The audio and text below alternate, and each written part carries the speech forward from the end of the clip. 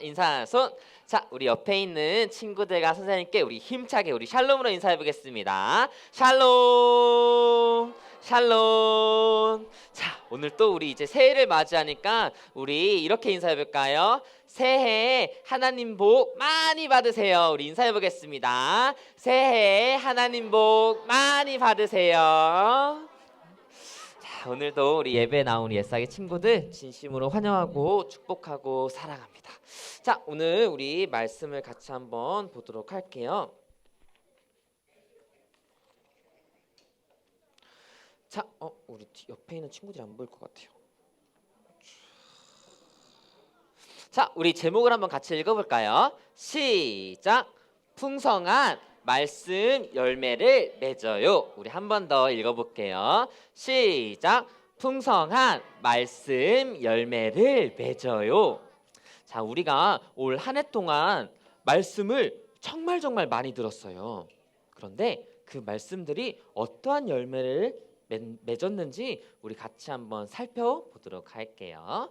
자, 우리 요절 함성 말씀 같이 한번 큰 목소리로 한 목소리로 읽어보고 우리 말씀 속으로 들어가 보도록 하겠습니다. 시작. 베들레헴 에브라다야, 너는 유다 족속 중에 작을지라도 이스라엘을 다스릴 자가 내게서 내게로 나올 것이라. 그의 근본은 상고의 영원에 있느니라. 아멘. 그 크신 예수님께서 땅에 오셔서 가르쳐 주신 말씀이에요. 자, 오늘 마가복음 4장 1절부터 9절의 말씀 우리 같이 한 목소리로, 어려운 말씀이 아니니까 같이 한 목소리로 읽어보도록 하겠습니다. 우리 친구들 준비됐어요? 목소리 너무 작은데 우리 옛사기 친구들 준비됐어요? 자, 우리 힘차게 한번 읽어보겠습니다. 자, 1절 읽을게요. 시작.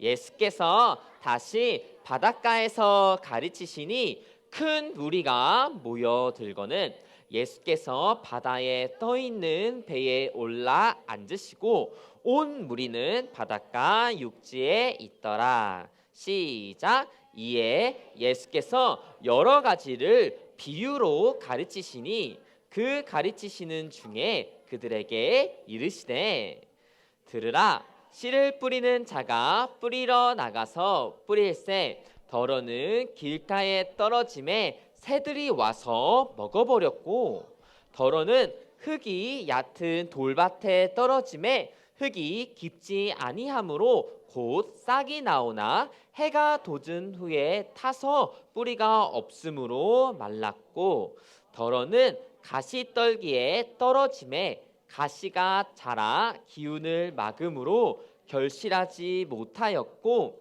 더러는 좋은 땅에 떨어짐에 자라 무성하여 결실하였으니 30배나 60배나 100배가 되었느니라 하시고, 또 이르시되 들을 귀 있는 자들은 들으리라 하시니라. 아멘. 자, 우리 친구들 이 네 가지 땅에 대해서 들어본 적 있는 친구들 손 들어본 적 있어요? 오늘 들어봤어요? 잘했어요. 자, 책에서 왔었어요? 이 말씀에 대해서 오늘 전도사님이 오늘 올해 어떤 말씀으로 마무리할까 할 때 이 말씀으로 마무리하고 싶다는 생각이 많이 감동을 받았어요. 자, 우리 같이 이 마가복음 1장 14절 15절 말씀 같이 한 목소리 한 번 더 읽어볼게요. 시작.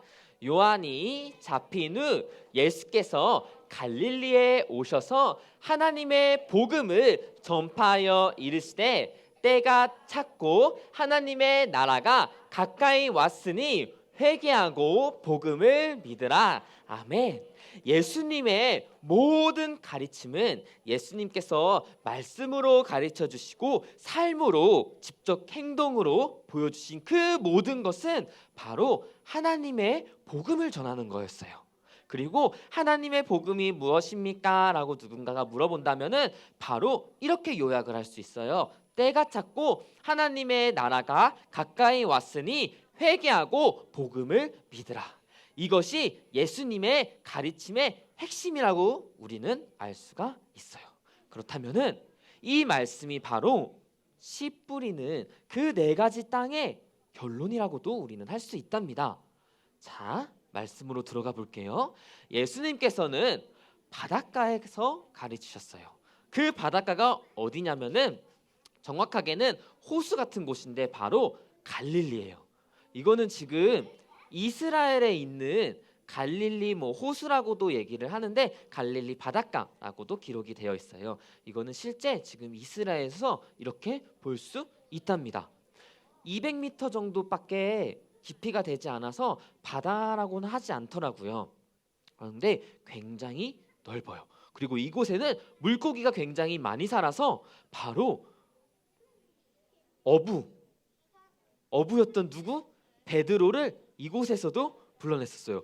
근데 수산시장 얘기가 나왔는데 이곳이 바로 많은 사람들이 오고 가는 곳이어가지고 예수님께서는 이곳을 말씀을 전하는 복음 센터 같이 세우셔가지고 이곳에서 유대인들뿐만 아니라 이방인들에게도 말씀을 전하는 곳으로 사용을 했답니다. 그래서 전도사님 한번 상상을 해봤어요. 자, 예수님께서는 우리 친구들이 무리라고 했을 때 우리 친구들 사이에서 이렇게 가까이서 말씀을 전하지 않았어요. 멀리 떨어져 가지고 이렇게 바다 한가운데서 전도사님이 만든 거예요. 이 작은 배에 올라가서 말씀을 전하셨어요. 왜 그랬냐면은 그때 예수님께서 행하셨던 기적들을 보고 많이 아프고 귀신 들린 사람들이 와서 예수님을 만지려고 했어요. 예수님을 만지기만 해도 능력이 있어가지고 병을 낫는 것을 알았거든요. 그럼 예수님을 사람들이 전부 다 이렇게 에워쌀 거 아니야. 그럼 예수님은 말씀을 제대로 가르치지 없었겠죠.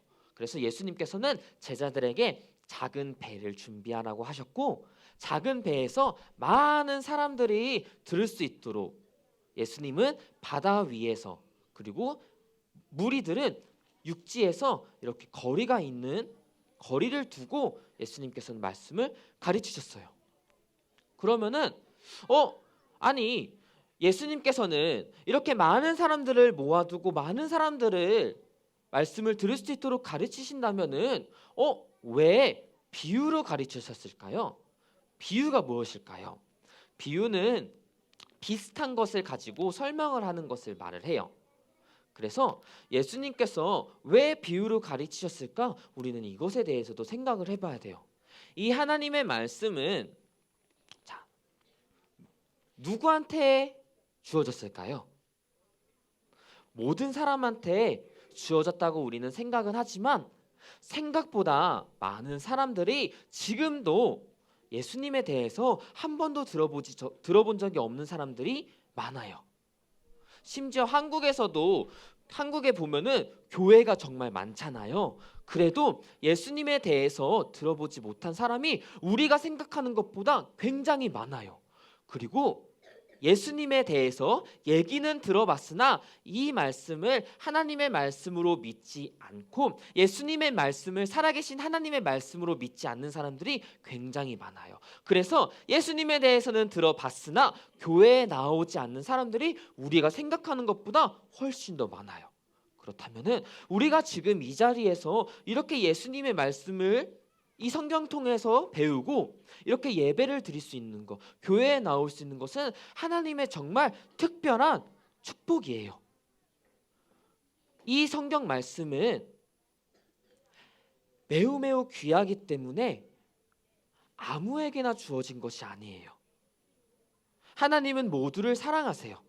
그러니 이 성경 말씀을 특별히 하나님을 사랑하는 자들에게 더 많은 깨달음을 주시고 이 성경 말씀을 더더욱 믿는 믿음을 주신답니다. 그래서 우리는 이 성경 말씀을 읽기 위해 노력을 해야 되는 거고 늘 하나님께 이 말씀을 깨닫게 해달라고 기도를 해야 되는 거예요. 왜 비유로 말씀하셨냐면은 누구는 듣고 깨닫지 못하는 자가 있고 누구는 듣고 그 말씀을 깨닫는 자가 있기 때문이에요.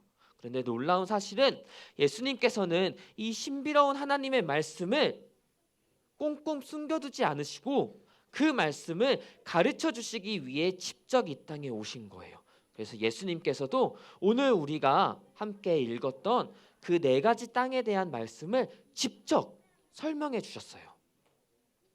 그래서 비유는 하나님의 말씀에 비밀스럽고 신비스러움을 담고 있지만 또 우리의 삶에 정말로 가까이 있답니다. 그래서 우리 친구들이 하나님의 말씀을 듣고 까먹을 수가 있죠. 예를 들면은 전도사님이 지난주에 어떤 말씀을 설교했는지 기억나는 친구.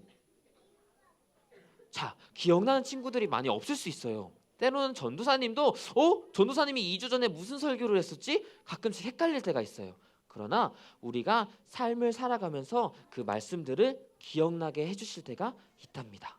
우리는 그 은혜를 사모하는 마음으로 하나님의 말씀을 들을 때에 귀 기울여서 집중해서 들어야 되는 거예요. 자, 예수님께서 오늘 말씀을 설명해 주셨어요. 그 씨 뿌리는 자는 그냥 씨를 뿌리는 것이 아니라 그 씨는 무엇을 나타내냐면은 바로 말씀을 나타내는 거예요. 이 말씀은 무엇일까요? 이 말씀은 곧 그 말씀 자체이신 예수 그리스도를 나타내요. 예수 그리스도께서 이 땅에 오신 것처럼 그 말씀이 땅에 뿌려지고 있는 거예요. 그런데 그 말씀이 길가에 떨어졌다고 해요. 그 길가에 떨어졌을 때 새들이 날라와가지고 콕콕콕콕 잡아먹었어. 그것을 어떻게 말씀해 주셨냐면은 말씀을 들었을 때에 그 말씀을 들었는데 사탄이 즉시 와서 그들에게 뿌려진 말씀을 빼앗아 갔대요. 그래서 우리는 함께 기억하고 외쳐야 돼요. 바로 우리 한번 읽어볼까요? 시작! 예수님, 나를 붙들어 주세요. 나를 지켜 주세요.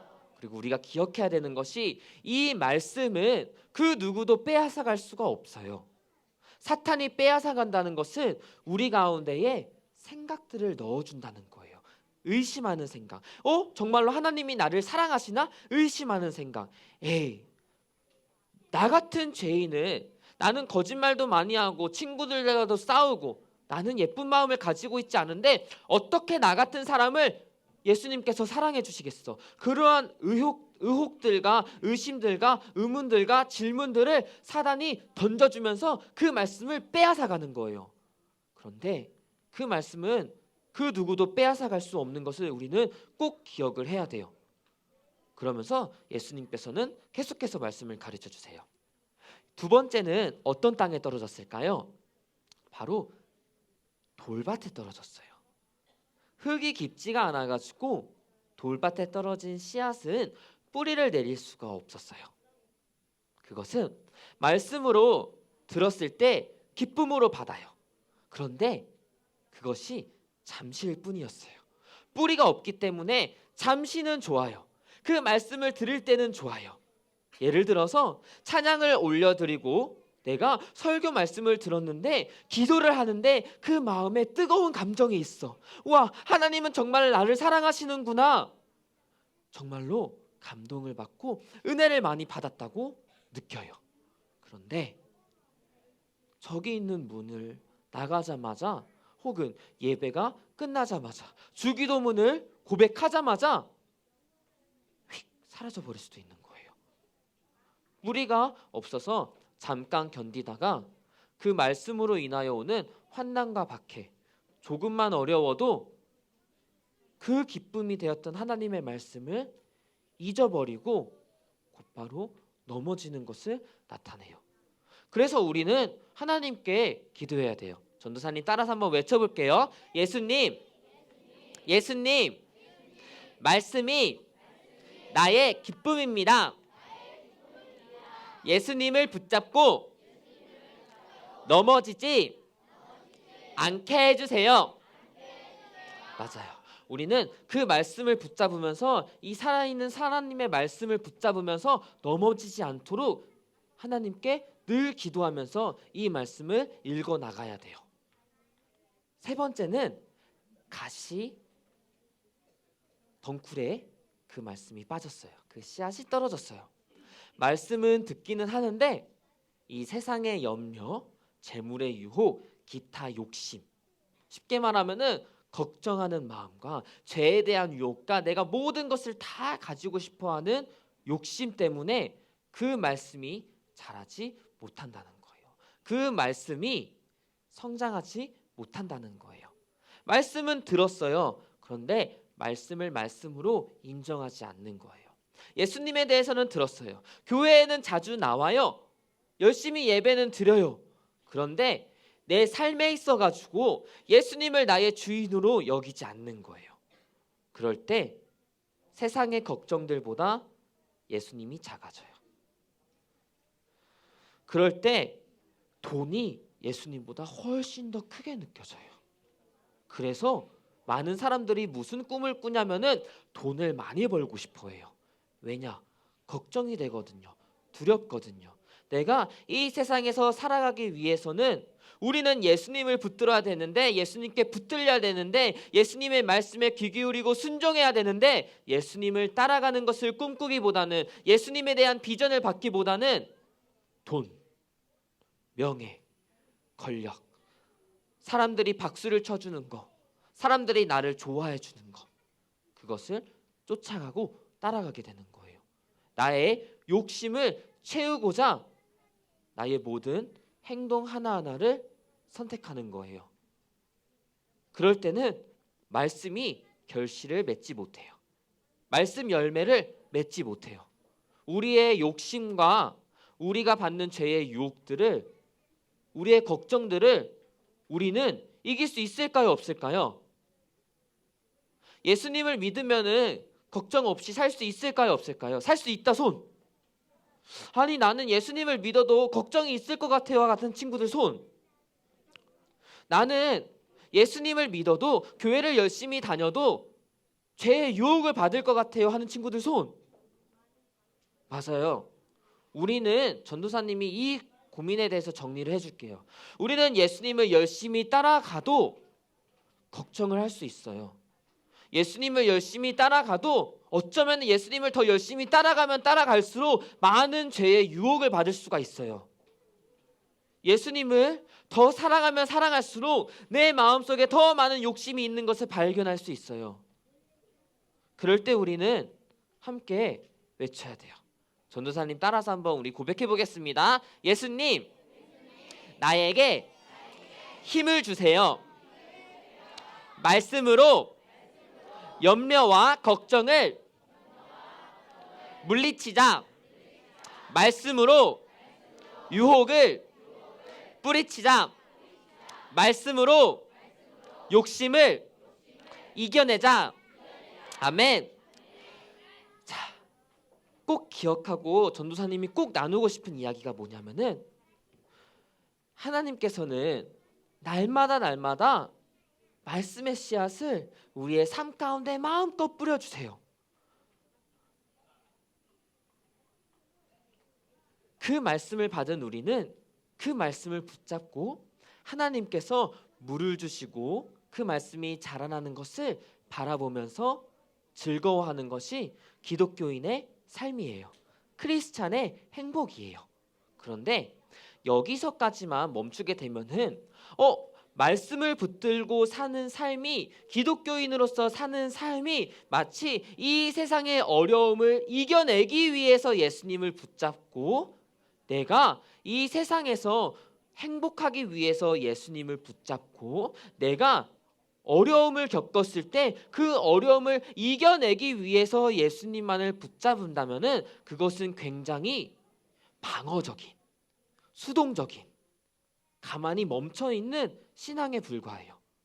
마치 큰 폭풍우가 불 때 나는 결코 넘어지지 않을 거야 하면서 이 세상의 어떠한 유혹 속에서도 죄 가운데서도 예수님 붙잡고 이 자리에 서 있을 거야 라면서 방어적인 자세를 취할 때가 있어요.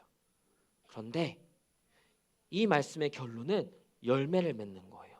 30배, 60배, 100배의 열매를 맺는 거예요. 열매를 맺기 위해서는 우리는 세상의 어려움 가운데서 버티면서 그 자리를 지키면서 예수님만을 붙잡는 것이 아니라 그 세상과 맞서 싸워서 전진하며 나아가는 거예요.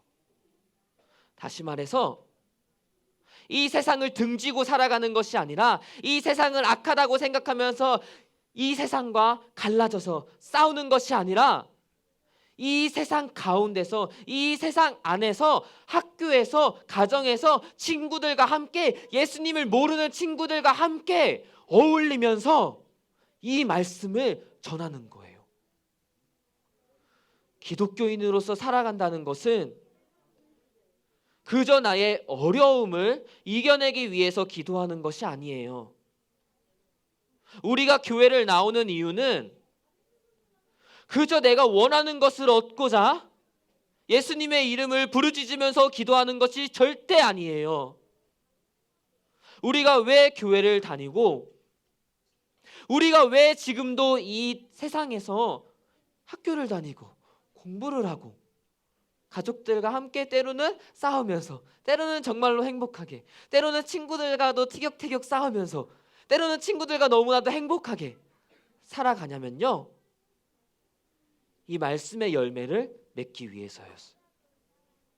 우리가 무엇을 하든지 하나님은 영광을 돌리라고 했어요.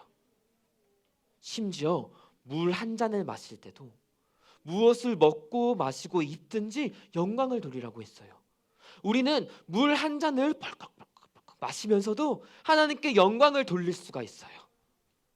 어떻게 하면은 우리의 삶을 전부 다 하나님께 드리며 하나님께 영광을 돌릴 수 있을까요? 어떻게 하면은 하나님께서 날마다 뿌려주시는 그 말씀 씨앗들이 우리의 삶 가운데, 그냥 교회 안에서뿐만 아니라 우리의 삶 가운데 열매를 맺을 수 있을까요?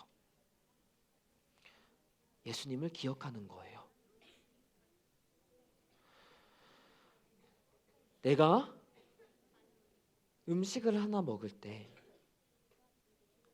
물 한 잔을 마실 때 예수님을 기억하는 거예요. 내가 공부를 할 때 예수님을 기억하는 거예요.